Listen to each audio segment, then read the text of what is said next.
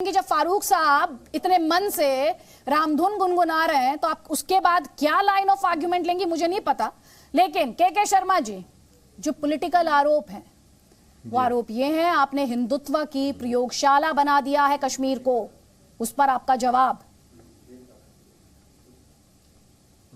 आदित्य जी, मैंने पहले ही कहा ये हिंदू और मुसलमान का ये इशू ही नहीं है।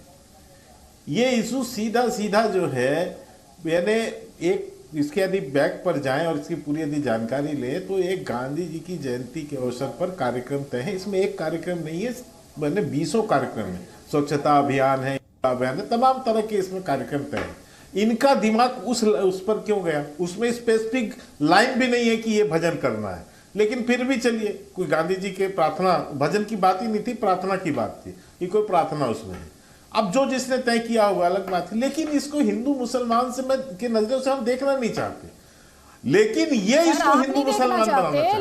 मैंने इसीलिए पहले ही कहा, नहीं सुनिए, आप पर आरोप तो लग रहा है, लगाओ क्या करें, मैं यही तो कारण आपको आदित्य जी मैं यही तो बताना चाह रहा हूं कि आरोप क्यों लग रहे हैं, क्योंकि जम्मू कश्मीर की जनता ने ये एनसी हो या पीडीपी हो, इनको पूरी तरह से एक्सपोज कर दिया है। ये पिछले धारा 370 हटने के बाद इन्होंने जितना भी वहां भड़काने की कोशिश किया कश्मीर की जनता को, कश्मीर की जनता ने इनके मुंह पे थप्पड़ मारा है, इनको बेनकाब किया है। इनकी एक बात कश्मीर की जनता नहीं सुनी, बल्कि वो विकास की धारा पर कंधे से कंधा मिलाकर आगे बढ़ रहे हैं। आज गांव-गांव में डेवलपमेंट का इशू, इनको ये लग रहा है। नीलोफर मसूद, ठीक है, जवाब लीजिए आपका जो क्लेम है। इसलिए इनको प्रोपेगेंडा आप चला रही है, आपकी पार्टियां नहीं करेंगे तो हम, ठीक है सर, जवाब इसके अलावा कुछ नहीं है। ठीक है सर। फारूक इंकलाबी, देखिए, भारतीय जनता पार्टी की जो सियासत है वो सियासत ही हिंदू मुसलमान की सियासत है। अगर इस मुल्क में मुसलमान ना होते तो भारतीय जनता पार्टी को एक सीट भी ना मिलती और भारतीय जनता पार्टी कभी भी मरकज में इक्तदार में ना होती। जो ही इलेक्शन नजदीक आते हैं इनको मदरसे याद आ जाते हैं, इनको इस किस्म के भजन स्कूलों में याद आ जाते हैं, इनको हमारी मस्जिदें याद आ जाती हैं। 4 साल तक इनको कुछ भी याद नहीं आता है। अभी ये बात करते हैं कि जम्मू कश्मीर में पीडीपी नेशनल कॉन्फ्रेंस के साथ लोग नहीं हैं, लोग उनकी बात नहीं सुन पा रहे हैं, तो इसका आपको जवाब लोग इलेक्शन में देंगे। आप इलेक्शन नहीं करवा पा रहे भारतीय जनता पार्टी के लोग, आप इलेक्शन करवाएं ना जम्मू कश्मीर में, आपको पता चलेगा कि आपको कितने उठाने वाला नहीं मिलेगा। आप तो कह रहे थे कोई झंडा उठाने वाला नहीं मिलेगा, अभी तिरंगा यात्रा में देखा तो जम्मू कश्मीर की जनता ने जवाब दिया आपको, घर घर लोगों ने झंडे फहराए आपके मुंह में। आपकी नेता कहती थी ना, आपकी नेता कहती थी खून की नदियां बहेंगी, आपकी नेता कहती थी तिरंगा नहीं फहरा पाएंगे लोग। मैं आपको दावे से कहना चाहता हूँ, माफी मांगिए उसके लिए, माफी मांगिए। टीवी में खड़े हो, टीवी में जो है आज कहिए कि वहां पर जो हमने नारे लगाए तिरंगा नहीं उठाने का, आप बताइए, आप उसके लिए माफी मांगिए।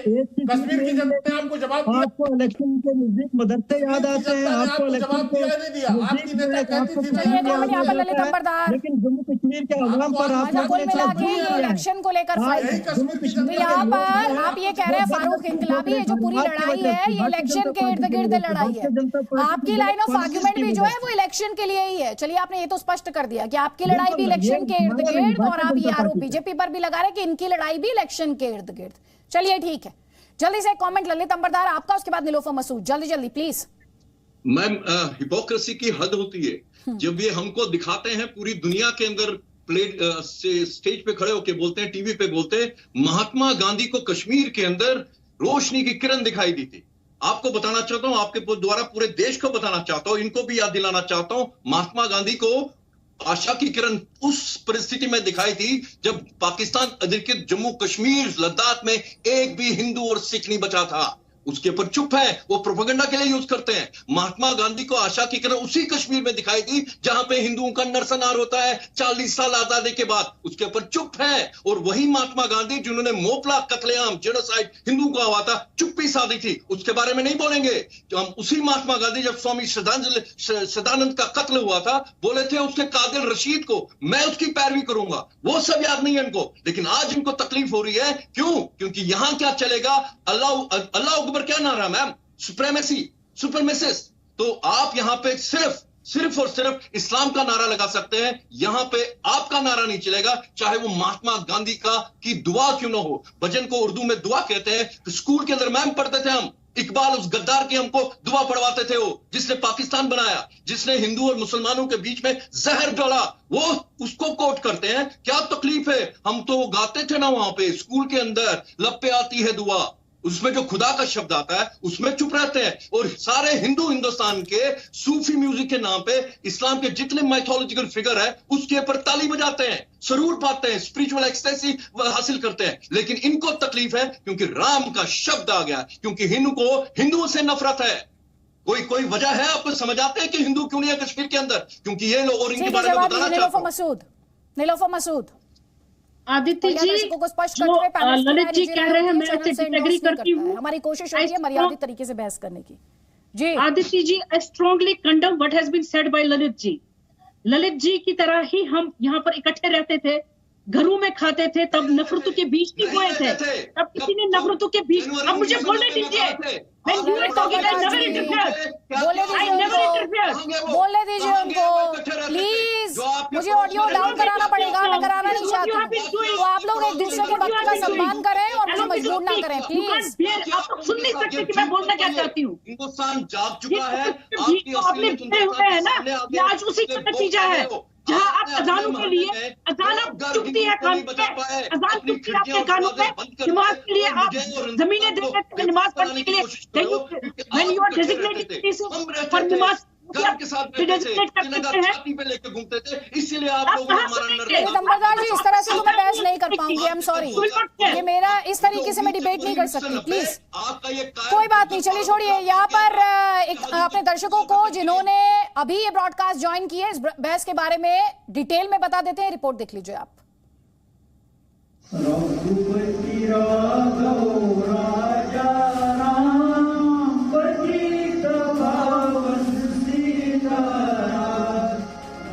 कश्मीर के सरकारी स्कूल में गाया जा रहा भजन सियासत का बड़ा मुद्दा बन गया है। राष्ट्रपिता महात्मा गांधी के हृदय के सबसे करीब रही रघुपति राघव राजा राम सर्वधर्म प्रार्थना पर पीडीपी की मुखिया महबूबा मुफ्ती को आपत्ति है।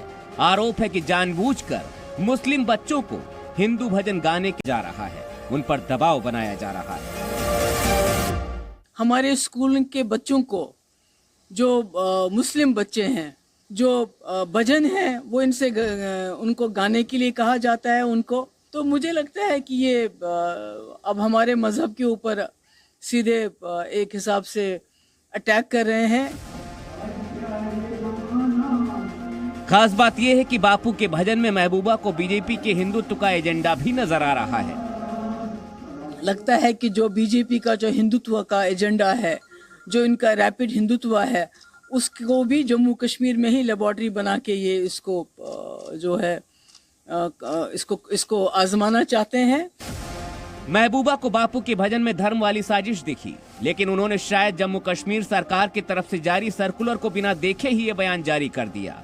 जम्मू कश्मीर सरकार इस समय महात्मा गांधी की 153वीं जयंती मना रहा है और इसीलिए वहां का शिक्षा विभाग 5 सितंबर से 2 अक्टूबर तक बापू पर विशेष कार्यक्रम कर रहा है। उसी के तहत कुलगाम के स्कूल में भी शिक्षक और बच्चे बापू के भजन की तैयारी करते दिखे। महबूबा के आरोपों पर बीजेपी ने कड़ी आपत्ति जताई है। उनको राष्ट्रवाद के किसी भी काम पे दिक्कत होती है। ये वही मुफ्ती है जो कहती थी कि अगर 370-35 से हटा दिया गया तो यहाँ पर तिरंगे को 4 कांधे देवरा नहीं मिलेंगे। आज वहाँ पर हर घर में झंडा तिरंगा लहराया जाता है। महबूबा मुफ्ती ने कहा कि उनके दिल में गांधी जी की बहुत इज्जत है, लेकिन उन्हीं के सर्वधर्म प्रार्थना वाले भजन पर उनको कड़ा ऐतराज है।